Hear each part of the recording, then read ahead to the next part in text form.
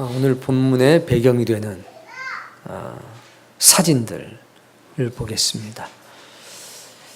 우연치 않게 연속해서 계속 3주간 같은 장소에서 사건이 벌어지고 있습니다.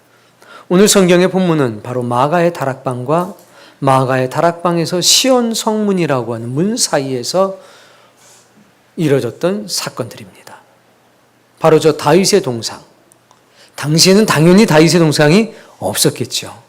저 동상이 서 있는 그 골목서부터 시온 성문 앞에까지 사람들이 3,000명 이상이 가득 차 있었던 겁니다. 왜 3,000명 넘는 사람이 저 골목에 서 있었을까? 마가의 다락방에 있었던 베드로는 어떻게 말씀을 전할 수 있었을까? 아마도 제 생각에는 마가의 다락방 옥상에 올라가서 심차게 설교하지 않았을까 싶습니다. 다음, 이것이 예수님 당시 때 예루살렘 성의 모습입니다. 동그랗게 표시가 되어 있는 저기가 바로 시온문 앞입니다. 이것이 예루살렘 성전입니다. 이 앞이 황금의 문이라고 불리우는 바로 겟세마네 동산을 향해서 있는 동쪽의 문입니다. 자, 성전이고 이게 뭐냐? 성벽입니다. 이 성벽이 쫙 둘러싸여 있습니다. 길이 보이시죠? 이런 문들을 통해서 성전 안으로 들어갈 수 있는 겁니다. 마가의 다락방은 예루살렘 성벽 안이 아니라 성 바깥에 있었습니다. 바로 어디? 이 빨갛게 칠해져 있는 부분. 다음. 자, 이것이 지도입니다. 그림이죠. 이것이 예루살렘 성벽이고 성 안에 뭐가 있습니까? 성전이 있습니다. 이쪽이 황금문, 이 앞이 감람산입니다. 이쪽에 빨갛게 칠해져 있는 부분 뭐라고 써 있습니까? 시온산. 이 앞에 마가의 집이라고 되어 있습니다. 동상이 보이시죠? 여기? 네. 그리고 여기 시온문. 이때는 명절이었습니다. 전 세계에서 또 이스라엘 전역에서 예배하기 위해서, 이 성전에서 예배하기 위해서 사람들이 몰려왔습니다. 하루 평균 15만 명에서 20만 명 이상이 몰려온 겁니다. 그래서 어떤 일이 있냐면 이 성전 안으로 들어가기 위해서 이 주변 길들이 꽉 막혀 있는 겁니다. 춘천시 인구가 저 조그만 예루살렘에 다 모였다고 생각을 해 보십시오. 예루살렘 성전 안으로 들어가기 위해서 지금 어떻게 되어 있는 상태냐면 줄을 서 있는 상황입니다. 줄을 서 있었는데 120명이 넘는 사람들이 힘차게 통성으로 기도하고 있고 성령님의 은총을 받은 뒤에 방언으로 예언하기 시작했습니다. 어차피 따로 할 일도 없었습니다. 이게 무슨 소리야? 우리 나라 말로 들리잖아 해서 그 소리가 들리는 쪽으로 슬금슬금 간 게 아니라요, 몸을 돌린 겁니다. 몸을 돌리고 보니까 베드로의 모습이 보이기 시작한 겁니다. 베드로의 음성이 들릴 수 있는 공간, 그 공간 안에 있었던 사람들의 숫자가 몇 명이냐? 3,000명이었던 겁니다. 더 많은 사람이 있었지만 그들에게는 베드로의 음성이 들리질 않았습니다. 베드로의 음성이 들릴 수 있는 그 공간 안에 서 있던 사람들, 그들은 복받은 사람입니다. 신의 은총을 받은 사람입니다. 오늘 이 예배당 안에 주의 음성이 들리는 이 공간 안에 함께 있다는 거, 이거 복입니다. 들을 수 없으면 깨달을 수도 없고 감동받을 수도 없는 겁니다. 자, 다음 사진.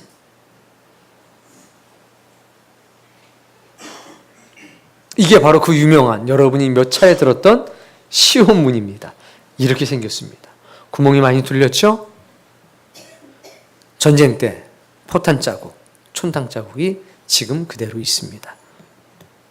이 문 앞에까지 사람들이 가득했던 겁니다. 이것이 오늘 성경의 배경이 되는 장소입니다. 저녁 예배 시간에는 예루살렘 성전 조형도를 보여드릴 겁니다. 어떤 모습이었는지. 자, 오늘 성경 본문은 매우 간단한 단어들로 우리에게 특별한 사실을 보여주고 있습니다. 바로 초대 교회의 모습이 어떠했는지, 성경적인 교회의 모습은 어떠한지를 보여주고 있습니다. 중요한 단어들이 등장합니다. 첫 번째, 사도.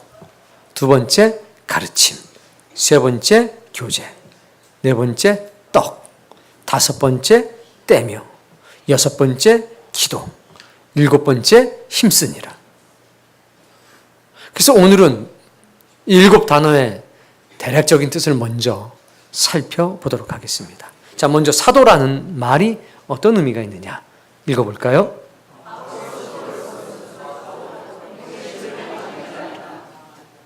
다 잊어버려도 괜찮습니다. 아포스톨로스라고 하는 히라버인데요, 사도라는 뜻입니다. 보내심을 받은 자라고 하는 의미가 있습니다. 사도로 번역을 했는데 사도가 뭐냐? 보내심을 받은 사람이라는 뜻입니다. 이 말의 어원은 한 네 가지 정도의 뜻을 가지고 있습니다. 그 첫 번째는 파견된 원정대라는 뜻이 있습니다. 무슨 얘기냐면 식민지, 황무지를 개척하기 위해서 파송된 사람이라는 뜻입니다. 그러니까 원정 함대의 함장, 원정대를 이끌고 식민지를 개척하기 위해 보냄받은 사람들, 그들이 누구냐면 아포스톨로스라고 하는 사람들인 겁니다. 좋은 데로 갑니까? 거친 데로 갑니까? 거칠고 황량한 곳을 향해서 가는 겁니다. 보냄을 받은 사람들인데 어디로 보냄을 받았냐? 황무지로, 고통스러운 곳으로 보냄을 받은 사람들이다. 그들이 누구냐? 사도라는 겁니다. 두 번째는 사절, 대사, 특사, 즉 메시지를 전달하는 사람들을 말합니다. 근데 이 사람들은 메시지만 전하는 것이 아니라 특별한 권한도 위임받은 사람들입니다. 즉 책임 있는 직무를 가지고 가는 겁니다. 말만 전달하는 것이 아니라 권한도 위임받아서 메시지를 전하는 사람들, 그들이 누굽니까? 사도입니다. 이 말은 여권, 안전통행증, 출국 허가서, 수출 면허장을 말하기도 합니다. 노예가 어디를 가려고 할 때 필요한 게 뭐냐면 안전통행증입니다. 도시를 벗어나기 위해서 혹은 배를 타기 위해서 이 아포스톨로스라고 하는 통행증이 필요했습니다. 이걸 안전통행증이라고 합니다. 이걸 보여주면 안전하게 여행할 수 있는 겁니다. 여권이기도 한 겁니다. 그리고 물건을 다른 도시에 팔기 위해서, 다른 나라에 팔기 위해서도 함부로 팔 수 있는 것이 아니라 이 아포스톨로스라고 하는 면허증을 정부에서 발급을 해줘야 물건을 사고 팔 수 있었습니다. 네 번째 뜻은 천상에 존재하는 수많은 구원자들이라는 뜻입니다. 종교적인 용어로 쓰여질 때 이렇게 쓰여졌습니다. 그것을 의미적으로 어떻게 해석했냐면, 따라해보세요. 영적인 사람들. 그러니까 다른 사람들을 구원하는 영적인 존재들이 바로 사도라는 겁니다. 이게 아포스톨로스입니다. 그러니까 보냄을 받은 사람들인데 어디로 보냄을 받습니까? 황무지로. 사람이 살 수 없는 곳이 사람이 살 수 있는 곳으로 만들기 위해서 보냄을 받는 사람들, 책임 있는 직무와 권한을 위임받아서 메시지를 전달하는 사람들, 안전한 통행증을 받아가지고 저 천상에 있는 귀한 것들을 이 땅의 사람들에게 전달해 줄 수 있는 자격을 가진 사람들, 수많은 사람들을 구원하는 영적인 사람들, 그들이 누굽니까? 사도입니다. 신약 성경에서 이 사도는 경건한 사람들이었으며 예수님에 의해서 다른 사람들 중에서 선택되어 부름받은 사람들이었습니다. 보냄을 받은 사람이었는데 이들은 보냄받기 전에 먼저 예수 그리스도에 의해서 따라해봅시다. 선택되어 부름받은 사람들. 선택되어 부름받았기 때문에 다시 파송, 보냄받을 수 있었다는 말입니다. 이것이 바로 사도입니다. 오늘 여러분도 하나님께 부름을 받았다면 부름받은 목적이 무엇인지 기억하셔야 합니다. 두 번째 단어는 가르침이라고 하는 단어입니다. 읽어보겠습니다.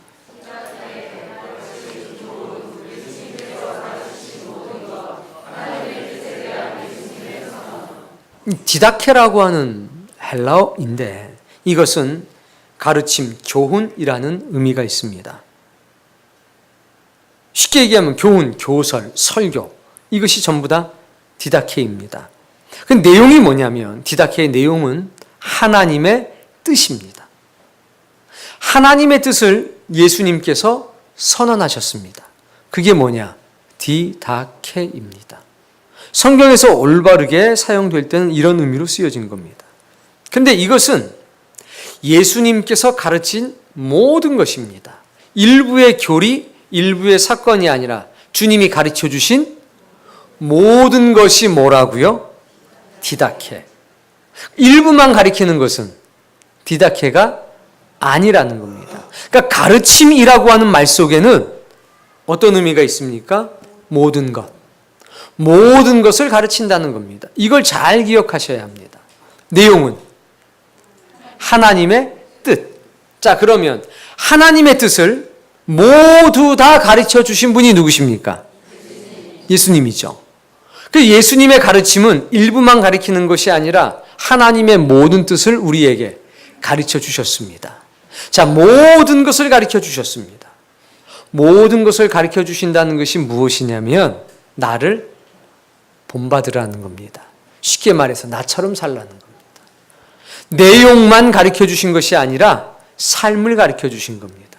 하나님의 뜻은 이러하고 이러하고 저러해. 그러니까 그렇게 살아. 이거 디다케 아닙니다. 사람이 누군가를 가르치고 설득시키기 위해서는 세 가지가 필요하다고 합니다. 첫 번째는 로고스입니다. 두 번째는 파토스입니다.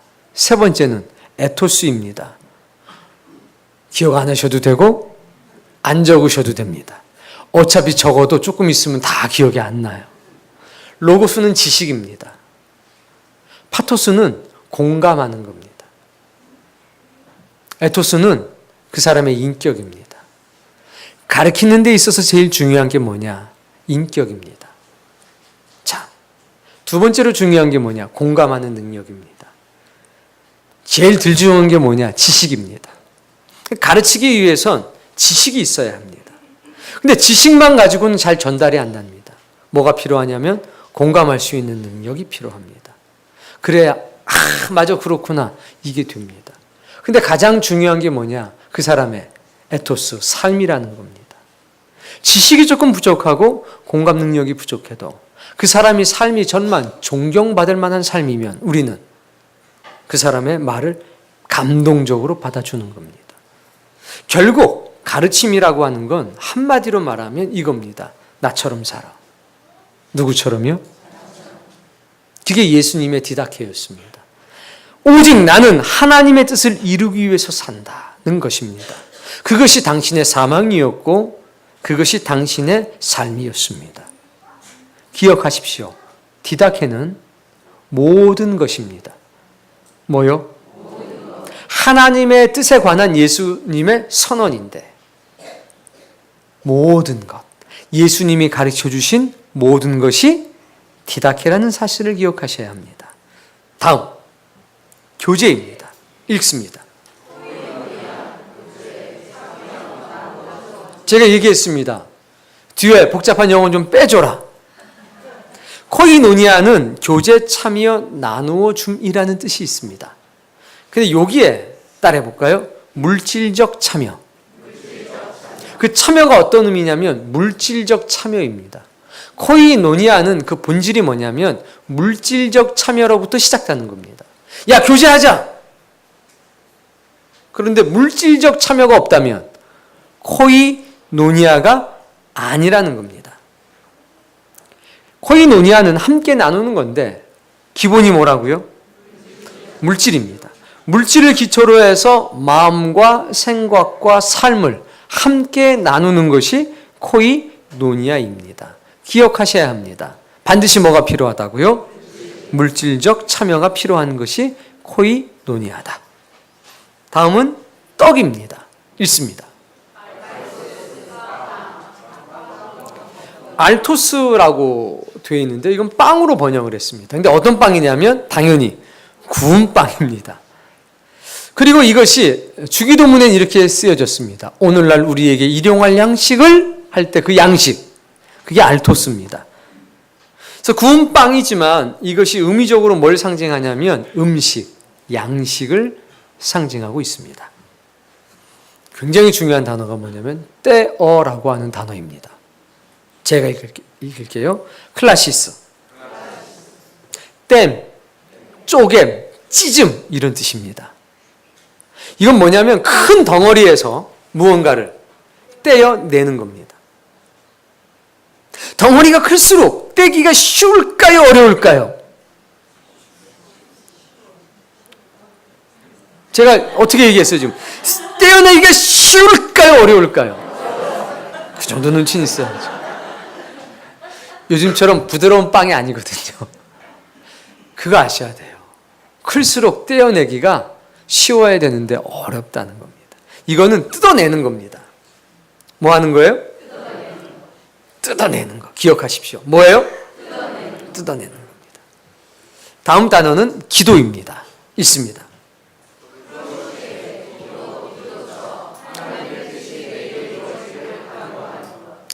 프로시케라고 하는 것은 기도 혹은 기도하는 장소라는 뜻인데 하나님의 뜻이 내게 이루어지기를 간구하는 겁니다. 하나님의 뜻이 이 장소에서 이루어지기를 간구하는 게 프로시케, 기도의 본질입니다. 이 말은 신을 향하여 내 얼굴을 바라보다 이런 뜻이 있거든요. 여러분, 기도는 내 뜻이 이루어지는 게 아니라 하나님의 뜻이 나에게 이루어지도록 간구하는 겁니다.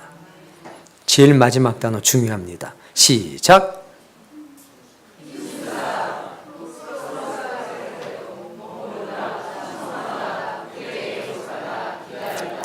벌써 힘쓰기 때문에 단어도 어렵잖아요. 프로스카르테레오. 야, 이거 뭐 프로카프테란가? 이 뜻은요, 머무르다 이겁니다. 기도 안에 머무르다. 충성하다. 충성된 마음으로 기도하다. 굳게 계속하며 기다리다. 기도하면서 기다리다. 이게 힘쓰다는 겁니다. 여러분, 듣는 일에 힘쓰십시오. 하면 뭐, 들으면서 기다리십시오. 들음으로 여러분의 충성됨을 보여주십시오. 듣는 것 속에 거하십시오. 이런 의미가 있다는 겁니다. 아우, 힘드시죠? 벌써 30분 지났어요. 자, 이제 본문 속으로 들어가겠습니다. 읽습니다.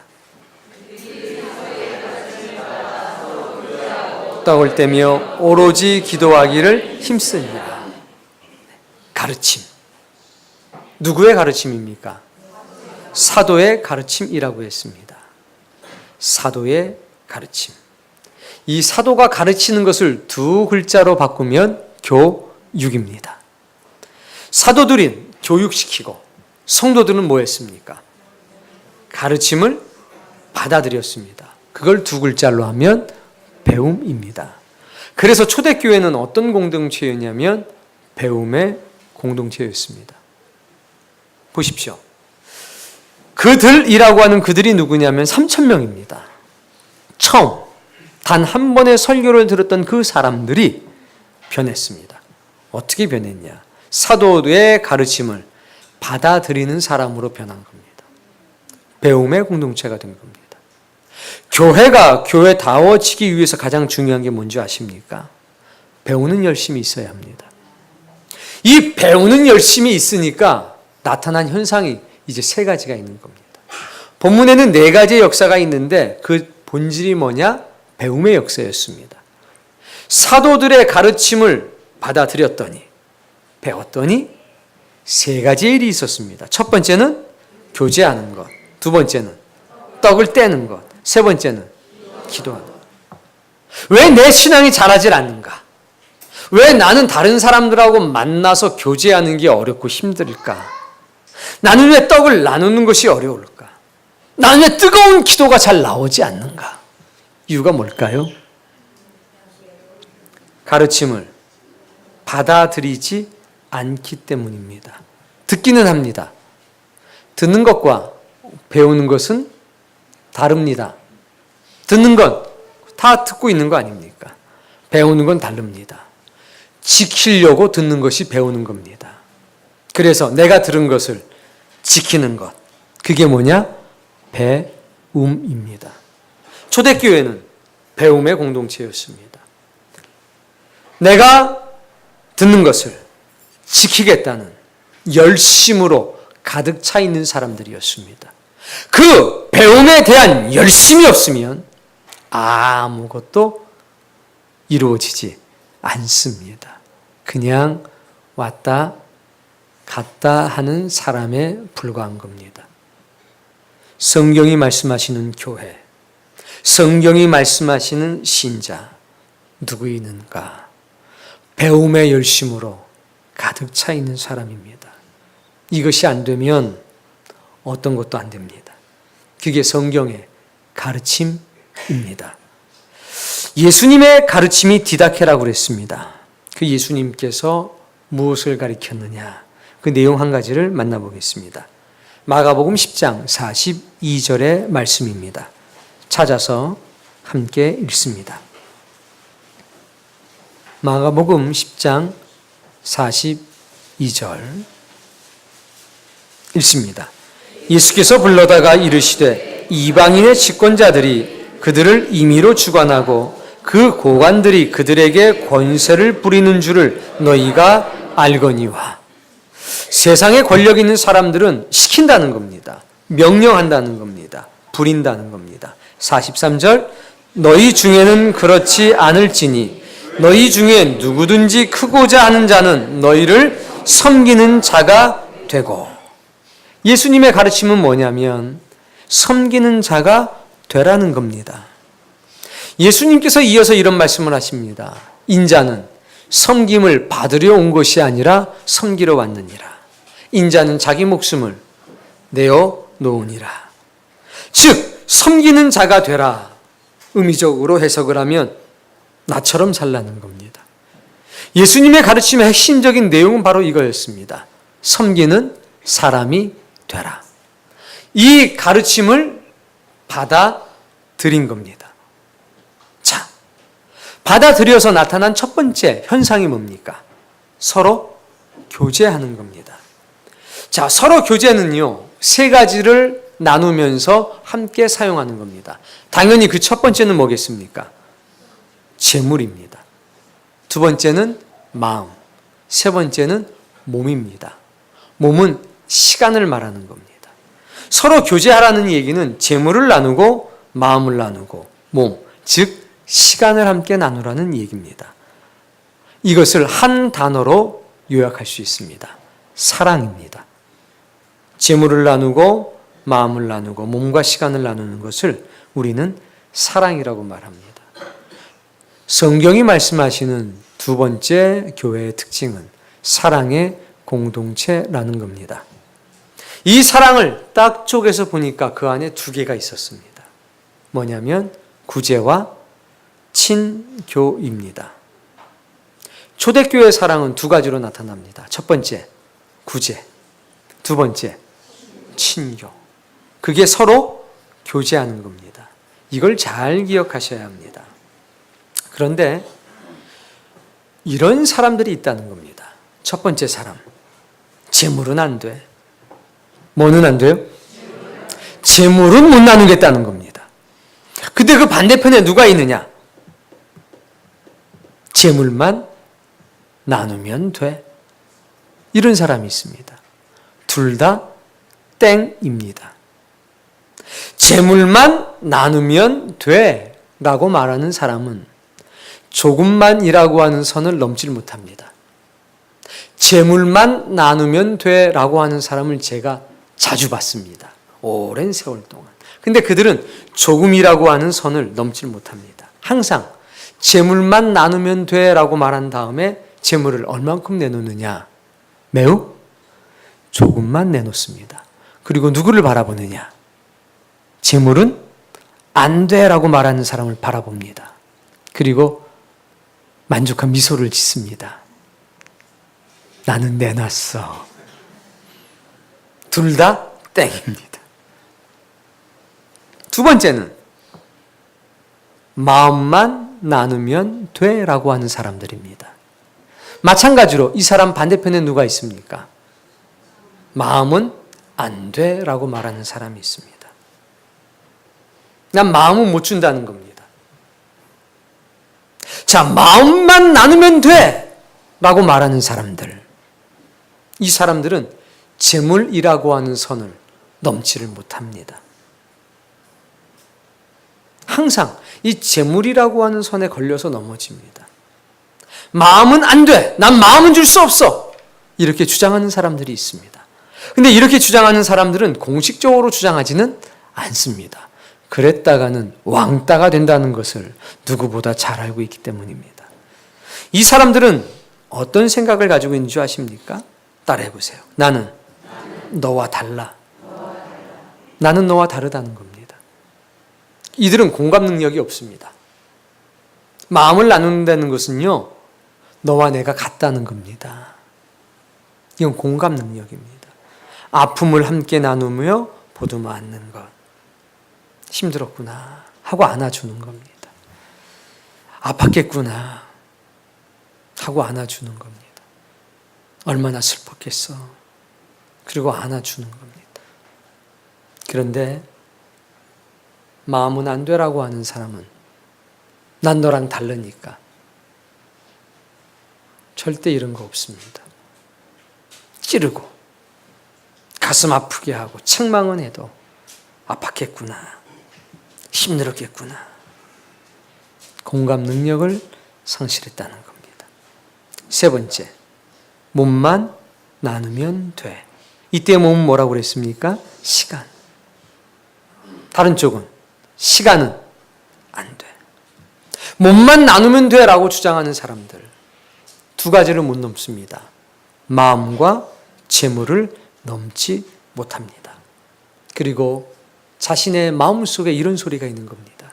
내 형편에서는 어쩔 수가 없어. 나는 재물도 적고 나는 마음의 여유도 없어.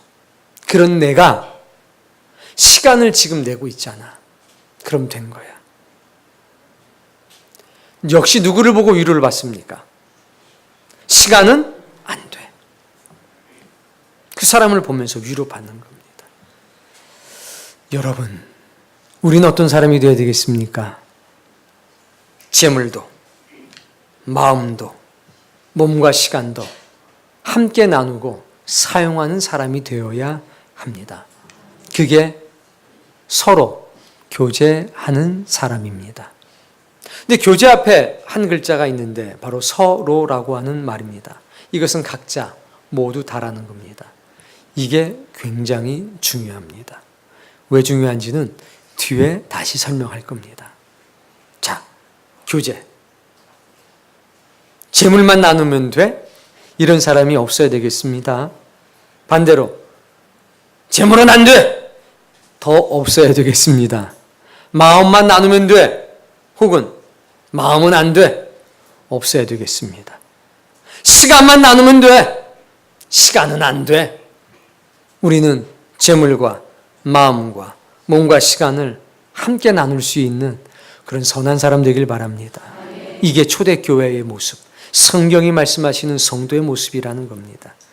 자, 세 번째는 떡을 떼미옵니다. 떡을 뗀다는 얘기는 구제 조금, 봉사 조금, 전도 많이, 이런 의미가 있습니다. 그러니까 떡을 뗀다는 것은 약간의 구제, 그리고 약간의 봉사활동, 그리고 강력한 전도라는 의미가 있습니다. 이게 떡을 떼매입니다. 자, 이 떡을 떼매에 있어서 가장 중요한 물음이 있습니다. 과연 누구의 떡을 찢을 것인가? 여러분, 떡을 떼야 되는데 누구의 떡을 찢어야 되겠습니까? 아무래도 김 집사가 낫겠죠? 과연 이 누구의 떡을 찢을 것인가? 라고 하는 게 제일 큰 문제입니다. 다 내 떡이 아니라 남의 떡, 남의 빵 찢어지기를 기다리고 있다는 겁니다. 그래서 떡을 떼매라고 하는 말씀 속엔 어떤 의미가 담겨져 있냐면 식탁 공동체, 가족 공동체라는 의미가 담겨져 있습니다. family라고 하는 영어 단어는 한 오븐 속에서, 한 화덕 속에서 나온 빵을 나누어 먹는 사람들이라는 뜻이 있습니다. 옛날에는 빵을 구워서 직접 먹었지 않습니까? 한 오븐, 한 화덕 속에서 나온 빵을 함께 먹는 사람들이 누구라는 겁니까? 가족이라는 겁니다. 그래서 떡을 떼면은 가족 공동체입니다. 자, 그런데 왜 누구의 떡을 뗄 것인가가 고민이 됩니까? 자, 집에서 누구의 떡을 뗄 것인가가 고민이 됩니까? 안 됩니까? 당연히 누구의 떡을 뗍니까? 아버지, 어머니의 떡을 떼죠. 큰 자가 작은 자를 섬기는 곳이 어디냐? 가정입니다. 맞습니까? 부모가 자녀를 섬기는 겁니다. 자, 다른 집 애한테 뭘 먹일 때 아깝습니까? 하나도 안 아깝습니까? 조금만 아깝습니까? 내 자식 먹일 때 아깝습니까? 안 아깝습니까? 안 먹으면 속이 터집니까? 기쁩니까? 그거라는 거예요. 누구의 떡을 뗄 것인가? 이게 왜 문제가 되냐면 가족 공동체가 안 됐기 때문에 문제가 되는 겁니다. 너는 나와 다르다는 겁니다. 그러나 가족 공동체가 되면 문제가 안 된다는 겁니다. 일용할 양식을 떼어주면서 우리는 영생의 떡을 함께 나눕니다. 큰 자가 작은 자를 섬기는 겁니다. 큰 자의 떡을 찢어내는 겁니다. 그래서 이것은 약간의 구제고 약간의 봉사고 강력한 전도이기도 한 겁니다. 떡을 떼어주는 자가 복음을 전할 수 있는 자격과 기회를 얻습니다. 이익을 나누어 주는 자, 그가 큰 자입니다. 현세적 이익을 포기하고 영원한 이익을 추구하는 사람들이라는 겁니다. 그렇게 뭐 한 겁니까? 배운 겁니다. 누구에게 배웠습니까? 사도에게 배웠습니다. 누구의 가르침을? 예수 그리스도의 가르침을. 그것이 바로 하나님의 뜻이라는 것을 배웠습니다. 들은 게 아니라 배웠습니다. 들었기 때문에 그렇게 살아가는 사람들, 그들이 바로 배운 사람들입니다. 여러분, 큰 덩어리를 찢는 게 얼마나 어려운 줄 아십니까? 근데 그 일을 하지 않으면 하나님 나라의 식탁에 함께 앉을 수가 없습니다. 초대교회는 가족 공동체였고 전도하는 공동체였습니다. 뭐를 찢음으로? 떡을, 빵을 찢음으로.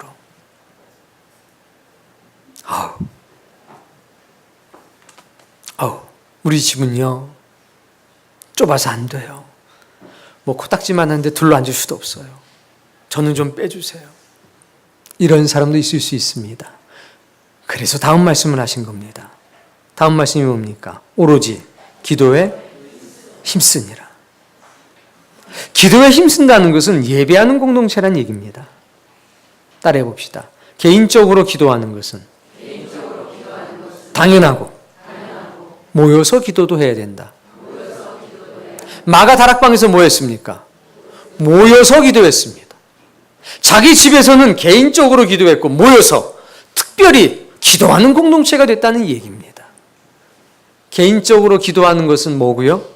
당연, 기본이고 당연히 모여서 기도할 때 우리는 성경이 말씀하시는 교회 모습을 갖춰가는 겁니다. 마태복음 26장 41절에 예수님께서 이렇게 말씀하셨습니다. 시험에 들지 않게 깨어 기도하라. 다음 말씀. 마음에는 원이로되 육신이 약하도다. 예수님께서 이 말씀을 왜 하셨을까요? 이 말씀은 뒤에서부터 읽어야 올바르게 해석이 됩니다. 여러분, 마음에는 원인데 육신이 약하잖아요. 마음에는 그냥 큰 떡 쫙 찍고 싶은데 형편이 안 되잖아요. 그냥 24시간 기도하고 목사님 전도여행 가면 따라가고 싶은데 이놈의 직장이 문제잖아요. 나도 저 사람처럼 그냥 건축헌금 그냥 한번 크게 쏘고 싶은데 없잖아요. 항상 마음에는 원인데 뭐가 안 돼요? 육신이 약하도다. 시험에 언제 드는지를 보여주는 겁니다. 주님께서. 다 목사님하고 함께 유럽도 가고 이스라엘도 가고 난 못 가. 목사님하고 함께 1박 2일로 어디도 가고 저기도 가고 하는데 난 못 갔어. 그럼 어떤 생각이 듭니까? 난 버림받았나 보다. 3박 4일 수련회 좋다. 난 휴가 못 내서 못 가. 그러면 절망이 찾아온다는 거죠.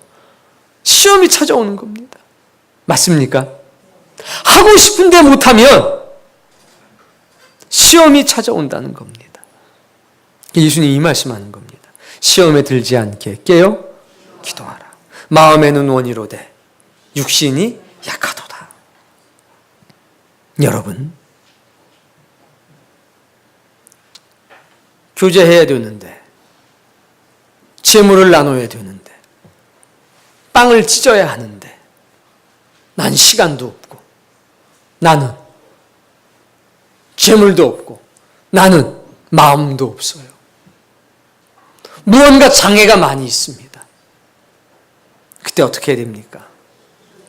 기도해야 합니다. 그런데 이미 시험에 빠져선 기도가 안 됩니다. 원망 나오죠. 이걸 깨달아야 합니다. 우리는 마음에 원하는 것을 할 수 없는 존재라는 사실을 아셔야 합니다. 그래서 배운 사람들은 말입니다. 뜨겁게 기도하는 사람들입니다. 하나님의 뜻이 나의 몸에 이루어지기를 간구하는 존재라는 겁니다. 하나님, 마음에는 원하는데 하나님의 지식이 내 안으로 들어와서 나의 삶이 되고 나의 소망이 되었는데 나의 육신은 연약합니다. 주여, 나의 믿음이 연약한 것을 도와주옵소서. 내 스스로가 하나님의 도구가 될 수 있도록 하나님께서 내게 주신 달란트, 사명, 의무를 다할 수 있도록 제가 하나님의 음성을 듣고 살아가는 존재가 될 수 있도록 어린 양이 어디로 인도하든지 따라갈 수 있는 존재가 될 수 있도록 도와주시옵소서. 돌봐주시옵소서. 나의 결핍, 나의 무능력, 그 안에서 하나님께 감사로 기도할 수 있는 사람이 되어야 합니다. 내가 마음에 원하는 것이 생긴 것만으로도 감사합니다. 나의 빈궁과 나의 무능과 나의 결핍 속에서 하나님께서 진리의 빛을 비춰주셨습니다. 어떤 길이 나의 달란트, 어떤 길이 나의 사명이고 어떤 것이 나의 의무인지, 왜 하나님께서 나를 창조하셨는지, 어떤 일을 위해서 이 땅에 부르셨는지 제가 깨닫게 됐습니다. 깨닫게 하신 분이 할 수 있는 능력도 주실 것으로 나는 믿습니다. 그게 뭡니까? 기도입니다. 뜨겁게 기도하는 것, 예배하는 공동체입니다. 이 모든 것의 시작은 무엇으로부터냐? 사도의 가르침을 받아들이는 겁니다. 그때 받아들이는 것은 모든 것을 받아들이는 겁니다. 뭘 받아들여요? 그 모든 것 속에는 두 가지가 있습니다. 따라해 봅시다. 모든 지식, 모든 가르치는 자. 지식과 가르치는 자를 분리할 수 없다는 겁니다. 사도의 가르침이라고 그랬습니다. 그 뜻은 뭐냐면 사도들이 가르쳐 줬다는 겁니다. 근데 사도들이 가르쳐 줬는데 내용은 누구의 것이냐? 예수님의 가르침이고 하나님의 뜻에 관한 예수님의 선언이었다는 겁니다. 우리가 배우길 원하는 것은 예수님의 가르침인데 그것이 누구에게 담겨져 있냐면 사도들의 입술에 담겨져 있었습니다. 사도는 누굽니까? 특별히 선택돼서 부르심을 받은 사람들이고 동시에 그 부르심이 다시 황무한 곳으로, 어려운 곳으로, 저 하늘의 놀라운 것을 가지고 땅의 사람들에게 이것을 전달해 줄 수 있는 자격, 그것이 메시지가 됐든 영적인 선물이 됐든 그것을 가지고 보냄을 받은 사람들 아닙니까? 주의 종들이 그런 일 하는 거 아닙니까? 그래서 가르침의 내용과 가르치는 사람은 분리될 수 없다는 겁니다. 두 가지를 다 받아들여야 되는 겁니다. 학교에서 미안해요, 수학 선생님 계실 수가 있는데 수학 선생님 정말 싫어. 그럼 수학이 들어와요, 안 들어와요? 어쩐지 수학이 하기 싫은 이유가 그거였어. 영어 선생님이 싫어. 그럼 영어가 들어와요, 안 들어와요? 안 들어오죠? 근데 아마 영어 선생님이 싫은 게 아니라 영어가 싫은 것일 수도 있어요. 지식이 싫으면 그 가르치는 선생님도 싫습니다. 그 선생님이 싫으면 그 지식도 싫습니다. 그래서 지식과 가르침의 지식과 가르침의 선생님은 분리될 수가 없다는 겁니다. 사도들이 귀했습니다. 왜? 그분들의 입술을 통해서, 그분들의 삶을 통해서 예수님의 디다케를 비로소 들을 수 있고 배울 수 있었기 때문입니다. 그래서 사도들의 삶을 보면서 이 사람들은 누구를 봤냐면 예수님의 삶을 본 겁니다. 사랑하는 성도님, 모든 내 의미입니다. 그 모두는 첫 번째 지식과 가르치는 자 둘 다를 받아들이는 것이고, 두 번째는 모든 로고스, 모든 지식입니다. 기도하라, 교제하라, 떡을 찢어라, 복음을 들고 가라. 모든 가르침입니다. 근데 우리는 일부의 가르침을 받아들이려고 한다는 겁니다. 이건 내가 이해가 안 되고, 이건 내가 할 수 없고, 이건 내 처지에서는 불가능하고. 디다케입니까? 아닙니다. 그게 배움인가요? 아닙니다. 배움은 모든 가르침을 받아들이는 겁니다. 내 형편과 내 처지하고 상관이 없이 내가 당장에 할 수 있는 것은 당장의 열매가 되는 거고, 안 되는 것은 감사 속에서 절절한 안타까움이 돼서 눈물의 간구가 되는 것입니다. 그게 배움이라는 것입니다. 사랑하는 성도님, 우리는 타인에 대해서 왈가왈부하기 전에 내 자신에 대해서 왈가왈부해야 합니다. 내 남편이, 내 아내가, 내 자식이, 내 부모가, 직장 동료가, 직장 상사가 이런 말을 하기 전에 나를 변화시켜야 합니다. 배움은 타인에게 있어야 될 것이 아니라 나 자신에게 있어야 될 것이기 때문입니다. 그래서 보내심을 받은 사람들은 먼저 하나님 앞에 순종하는 사람이 됩니다. 그게 바로 에토스입니다. 삶이 뒷받침되지 않으면 디다케는 아무런 의미가 없습니다. 사랑하는 성도님, 교회는 이래야 돼, 목사님은 이래야 돼, 집사들은 이래야 돼, 이런 말 하기 전에 내가 어떠해야 되는지 그것부터 봅시다. 그렇게 되면 이 교회는 성경적인 교회의 모습을 가질 수가 있을 겁니다. 성경적인 교회는 네 가지가 있다는 겁니다. 첫 번째, 가르침에 대한 배움. 두 번째, 서로 교제. 세 번째, 떡을, 우린 좀 강력한 표현, 찢는 거. 네 번째, 기도. 어떻게 기도해야 됩니까? 오로지 힘써서 기도해야 되는 겁니다. 마음에는 원이로되 육신이 약하도다. 이거 동의가 되면 무릎을 한번 쳐보세요. 그러니까 여러분 기도하셔야 합니다. 기도하되 어떻게? 뜨겁게, 충성되게, 충성되게 기다리면서 힘을 다해서 기도하셔야 됩니다. 그때 하늘의 천사들이 우리를 도우려고 오십니다. 여러분, 배움의 공동체가 되기를 바랍니다. 이게 제일 중요합니다. 두 번째, 사랑의 공동체가 되시길 바랍니다. 세 번째, 가족 공동체가 되시길 바랍니다. 그리고 전도하는 공동체가 되시길 바랍니다. 예배하는 공동체가 되시길 바랍니다. 그것이 저와 여러분이 걸어야 할 길입니다. 주님, 이 간단한 말씀이, 이 단순한 말씀이 우리의 영혼을 불타게 하는 하늘의 숯불이 되게 해 주옵소서. 모든 가르침을 받아들이는 사람, 그 사람 되기를 원합니다.